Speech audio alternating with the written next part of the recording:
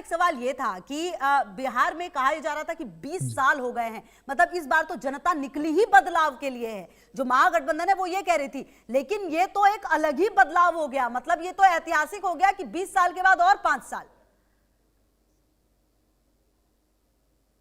हाँ, ये जनता से ही आवाज निकल रही थी कि 25 से 30 फिर से नीतीश। क्योंकि बिहार की जनता ने देखा था कि उन लोगों को भी मौका मिला था, पर उनको जब मौका मिला था तो बिहार को जंगल राज बना दिया था। पर जब एनडीए को मौका मिला तो हमारी माताएं बहनें सुरक्षित हो गईं, यहाँ अच्छी सड़कें बन गई, यहाँ पे कानून व्यवस्था अच्छी हो गई, बिजली आ गई, घर घर सुविधाएं पहुंचने लगी। तो ये जो धरातल पे काम हुआ वो जनता जानती थी कि भाई ये लोग चुनाव में आकर के सिर्फ हवाई बातें करते हैं, पर एनडीए जो है वो धरातल पे काम करती है। तो निश्चित रूप से ये विश्वास की जीत है। बिहार की जनता ने अपना दिखाया है कि हमें दिनेश जी, एनडीए इतनी पे उम्मीद विश्वास थी क्या कि 200 सीटें 200 सीटें आ जाएंगी? क्योंकि थोड़ी देर पहले जब मनोज तिवारी से बात हो रही थी तो कह रहे थे कि 175 बोलते हुए भी लग रहा था कि कैसे 175 बोले 20 साल के बाद, मतलब। और ये इस तरीके का क्लियर मैंडेट, हालांकि महागठबंधन जो कांग्रेस से खास करके कह रही है कि वोट चोरी किया गया है और तमाम आरोप लगने शुरू हो चुके हैं। वो तो उनका काम है, वो हर चुनाव में ऐसे ही रोते हैं और उनको रोने दीजिए। उन लोगों का काम ही ऐसा है, जहां वो जीतते हैं वहां सब ठीक रहता है, और जहां वो लोग हार जाते हैं वहां ईवीएम खराब हो जाएगा, वहां वोट चोरी हो जाएगी। और सबसे मजे की बात तो ये है कि जिन राज्यों में वोट चोरी का इल्जाम लगाए वहां वही जीते हुए हैं। हाँ, कह रहे और ज्यादा सीटें आती, मतलब तो उनका कहना यह है कि और सीटें आती हमारी।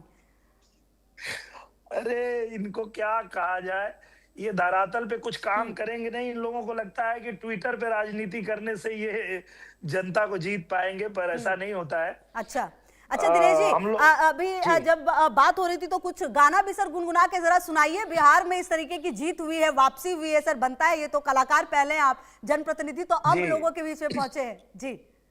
हम लोग तो आज यही गा रहे हैं कि राजा जी करे तरहल हा जरूरत महूरत खूबसूरत हो।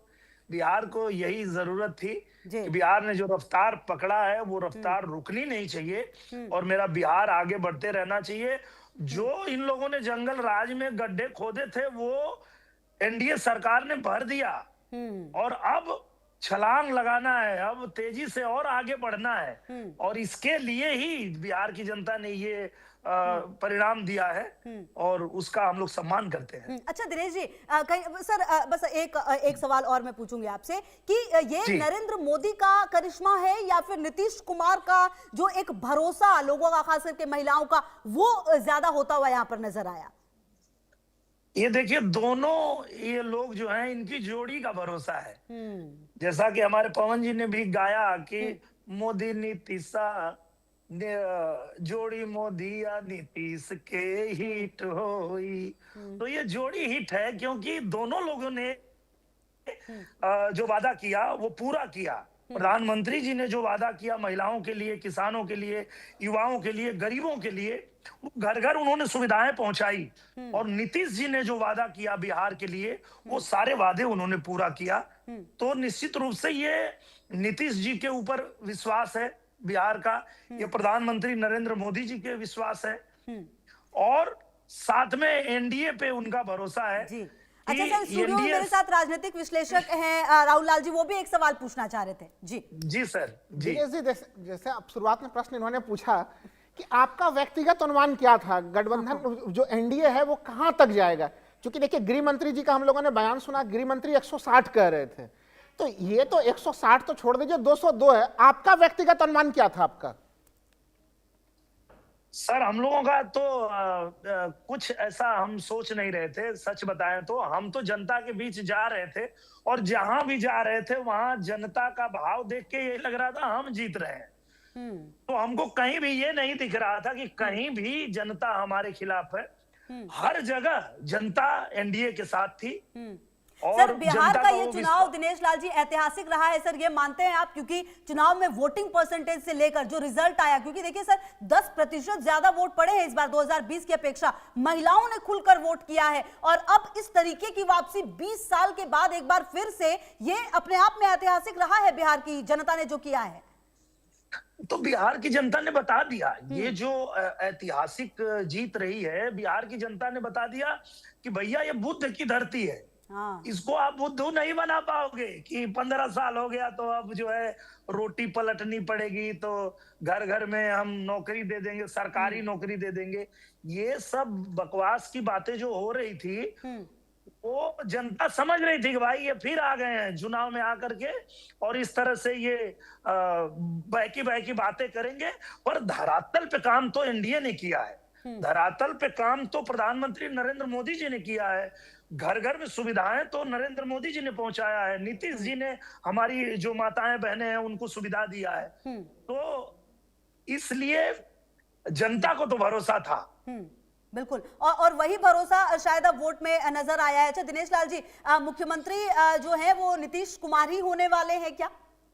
100%। और एनडीए के जो मुख्यमंत्री के चेहरा है वो नीतीश जी ही हैं। हाँ। और हम लोग उनके चेहरे पे ही चुनाव लड़े हैं। और बिहार को भी नीतीश जी पे भरोसा है, हम सबको नीतीश जी पे भरोसा है कि उन्होंने अपना योगदान जो बिहार के लिए दिया है वो बिहार की जनता नहीं भूल सकती है। और इसीलिए बिहार की जनता ने ये जो परिणाम हमको दिख रहा है वो मिला है। तो निश्चित रूप से 100% नीतीश जी ही होंगे हमारे प्रधानमंत्री। तो दिनेश जी कुल मिलाकर ये माना जाए सर कि जो 20 साल में जो बदलाव हुए, जो बिहार की जनता ने जंगल राज जो सो कॉल्ड कहा जाता है उससे जो निकली जनता, और जो अब तक उन्होंने देखा है एक भरोसा और एक विश्वास, और कहीं ना कहीं एक वो डर भी उस वक्त का, शायद जनता उसको भूल नहीं पाई। अच्छा देखिए सर, जेनजी की बात हो रही थी, कहा जा रहा था कि जेनजी तो जंगल राज देखा ही नहीं है, वो वोट करेंगे महागठबंधन के लिए, लेकिन कहा यह गया कि क्यों उनके माता पिता तो बताएंगे, गूगल कहां जाएगा, ये बातें भी रखी गई।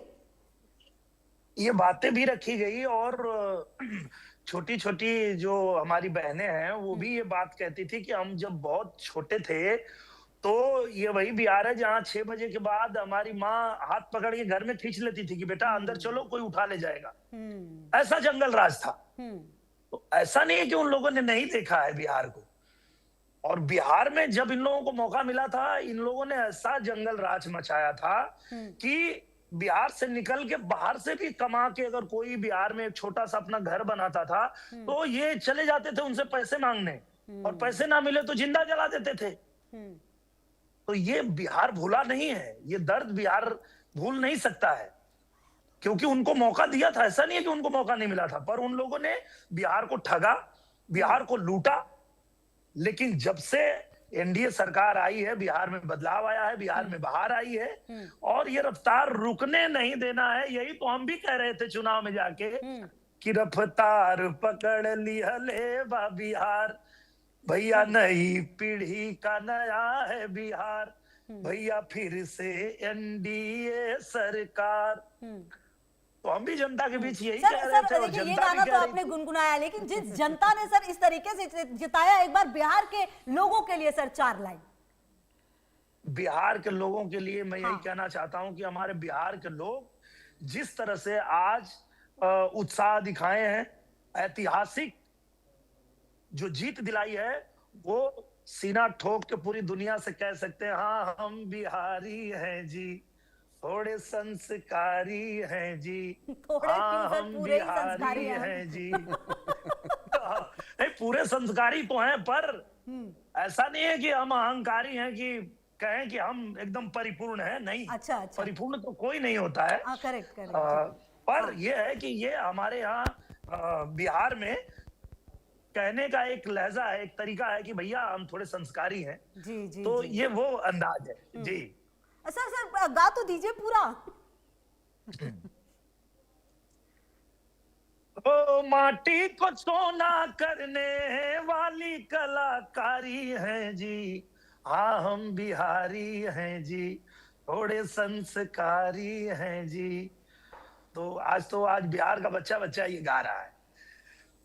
बिल्कुल सर, और कहीं ना कहीं अब जो लोग जिन्होंने इतना ज्यादा भरोसा दिखाया है, सबसे पहला काम सर क्या होगा अब जब शपथ लेंगे नीतीश कुमार, उसके बाद क्या वो चीजें होंगी दो तीन जो कि सबसे ज्यादा बात की गई है और उस पर काम किया जाएगा? सबसे जरूरी चीज तो यही है कि देखिए, बिहार की जनता जो है, जो भरोसा जताई है, वो इसलिए ही जताई है कि बिहार में जो सड़कें गड्ढा थी उसको बढ़िया बना दिया, बिहार में बिजली ला दिया, बिहार में रोजगार भी लगे, बिहार में फैक्ट्री भी लगे, बिहार के बच्चों को बाहर ना जाना पड़े, इसकी व्यवस्था करना ही सबसे जो है वो प्राथमिकता होगी सरकार की। और सरकार ने वादा किया है तो उसको पूरा करेंगे, क्योंकि देखिए एनडीए जो वादा करती है उसको पूरा करती है। हाँ, ये चाहे भी वो जी। जी सर आप भी कुछ पूछना चाह रहे थे, सवाल सर इनका भी है और उसके बाद मैं भी सर आपसे कुछ पूछती हूँ फिर जी। खेसारी लाल जी के बारे में क्या कहना चाहेंगे? लगातार पीछे चल रहा है वो, दिनेश जी। वो पीछे इसलिए चल रहे हैं कि वो राम मंदिर के पीछे पड़ गए थे। नहीं तो बहुत अच्छे कलाकार हैं, हमारे छोटे भाई हैं। मैं इसलिए तो दिनेश जी मैंने पूछा स्वागत किया था सर, हमने स्वागत किया था कि आप राजनीति में आए, आपका स्वागत है, अभिनंदन है। कलाकार राजनीति में आता है जनता की सेवा करने के लिए। जनता ने हमको उनको सबको कलाकार बनाया है, तो हमारा कर्तव्य है कि हम उनके बीच जाएं, उनके दुख सुख में उनका साथ दें। ये बहुत अच्छी बात है, तो हमने स्वागत किया था और बार बार हमने कहा था कि आप राम मंदिर के पीछे क्यों पड़े हो, पर राम मंदिर के पीछे पड़े इसीलिए आज पीछे हैं। दिनेश जी एक चीज मैं ये कहूंगा कि चूंकि देखिए प्रचंड बहुमत मिला हुआ है, तो प्रचंड बहुमत के साथ जनता ने तो अपना चैप्टर पूरा कर दिया है कि उन्होंने आपको अभूतपूर्व संख्या 200 से ऊपर वाली संख्या दे दी है।